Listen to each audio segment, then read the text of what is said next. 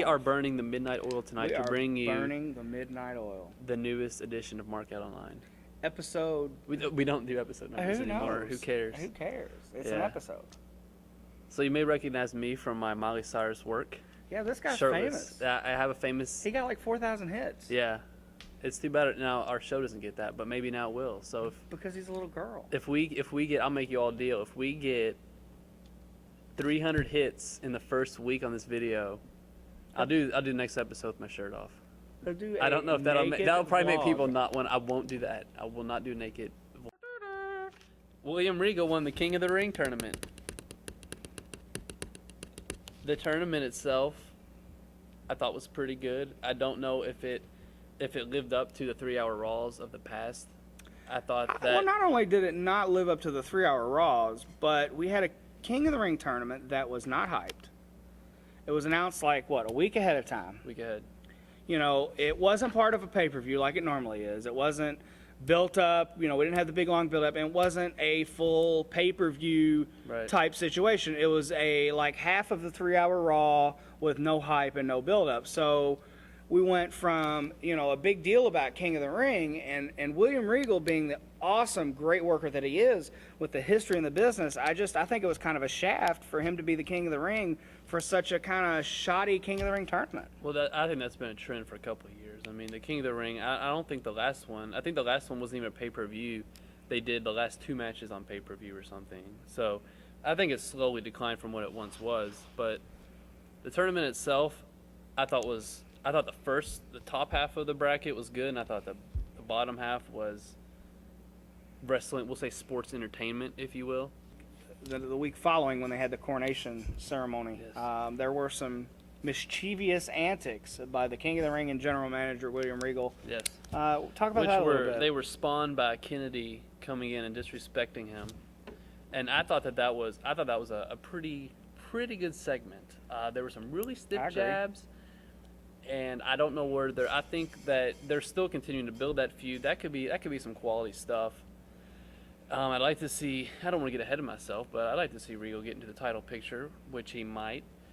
So after the incident with Kennedy, he comes out during the main event, which was the Orton Triple H rematch for the title. Is a rematch anything like Zach? It's kind of like Nate. Oh, it's kind of like the Nate, and. He went. You all saw it, but he went into the production booth and he said, "Get this off the TV," and then he hit the guy, and then they cut it off, and then he went to the ring, and then he made him take it off the air, which was pretty fucked up because I was half asleep when I was watching Raw, and I was like, "What the hell just happened?" Yeah. So we were like, "Is this real?" No, we knew it. We knew it was for fun. Maybe you did. I didn't. I was half asleep, so I didn't know what was going on. And then this week. He cut the CM Punk and Orton match as well. He cut a couple of times. He cut the lights off, I think. Yeah. Then he actually cut the lights inside the arena to punish those naughty little fans. I guess we kind of got a little ahead of ourselves. But before the King of the Ring tournament and before William Regal was Backlash. And there were a lot of matches on Backlash. But overall, I think the overshadowing match of all has to be the Raw Championship match, simply because there was a title change and Orton did lose the belt to Mr. Hunter Hearst Helmsley. Your thoughts on that, Tim Stone? I thought that it was pretty good. I was surprised. I was honestly, the match itself, I was very surprised how early John Cena went out. I agree. Him and JBL both. JBL not as much. I wasn't as surprised. But then when it came down to, I'd say 3/4 of the match was Triple H and Orton, and at least half, possibly 3/4. Right, they put on a good thing there in that ring, and I think that's going to be a good feud here on out. We've, honestly, I think that it was good. It would have been good either way with Orton retaining and then Triple H still chasing him, or with Triple H winning. I think that was equally as good for all the fans out there. I think a lot of us expected JBL to be the first one eliminated. Right. But for the simple fact that right after JBL was eliminated, I think it was within seconds of JBL being eliminated, John Cena was eliminated. which a lot of people expected Cena to win the belt back with, his title reign that he had in the past before he was injured, and a lot of people expected him to win a Mania. But for him to be eliminated that early in the match, I think it was a shocker to a lot of people. Yeah, I've been surprised his whole comeback since he came back at Rumble. I thought he would capture. I thought there was a number of opportunities where he would capture that belt. When he went ahead and cashed in the Royal Rumble early, and he lost to Orton, and then when he lost at Mania, and then this loss, that I would have never thought that would have happened. I agree. It was a shocking conclusion to that part of the match. Yeah. Cena has been back for a while. He has been shooting his movie, which I guess it could be a reason why he hasn't got the belt back, because when you have the belt, you have to work the house shows. You really have to be around for all the shows as kind of a prereq for winning the belt. So that could be part of the reason. But he's just so over with the fans and selling merchandise and even though he gets booed at some of the shows, it's the merchandise that really talks in the butts and the seats. And it's kind of a fact that John sells tickets and John sells merchandise. And, why they haven't put the belt back on him, is actually not for us to answer. But I guess that movie, the movie he's shooting could be part of the reason. But with Triple H, I think you've got a very similar kind of champion. You've got he's definitely, I think, the biggest face, at least until Jeff Hardy gets back. Sure. He moves merchandise. You mean Jeff Harvey, right? Jeff Harvey, before he gets back, which actually should be, his suspension actually ends. Could wrestle Saturday at the house show. I would assume he'll probably come back Raw, which is tomorrow, from where we're taping. Right. So this coming Monday, I would expect, but I could be wrong, that Jeff Hardy will be back. Now, kind of a side note. I mean, we talked about the Backlash match, with Triple H winning the title. But now that you bring that up, I think it's good to go into. Do you think that Jeff Hardy coming back? What are your expectations for Jeff Hardy now that he's coming back? Do you think he'll be put back into the main event? Yeah. Do you think he'll kind of be stuck on the mid card again? What are your thoughts on that? Where do you think he's going to go? I don't think he's going to get back. I think that push might have been it.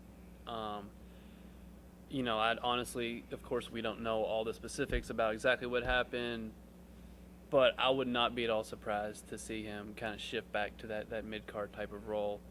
And that's a shame, because he's so over with the fans. He's going to come out and he's going to get, just a roar of applause. He will.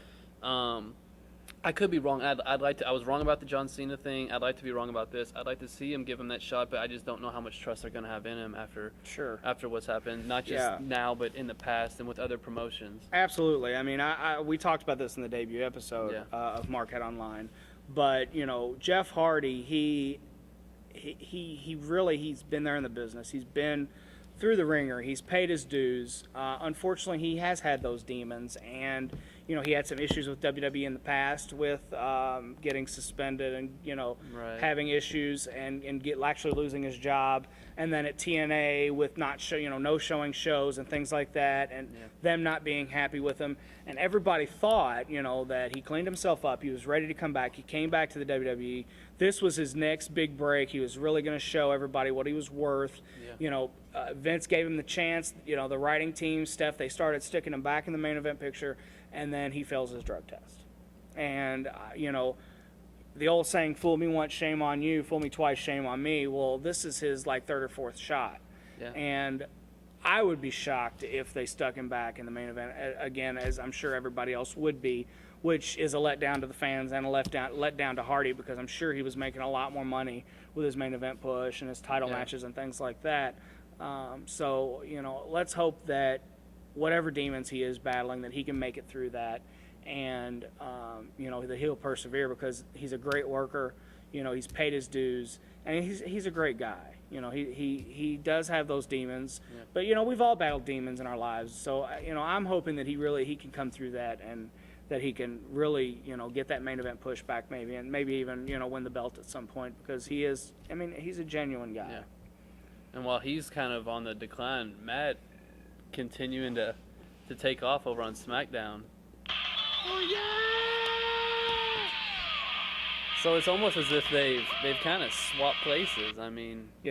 Matt was on the shelf there for a while. When he's come back, he's getting a similar type of push over on SmackDown, working quality matches with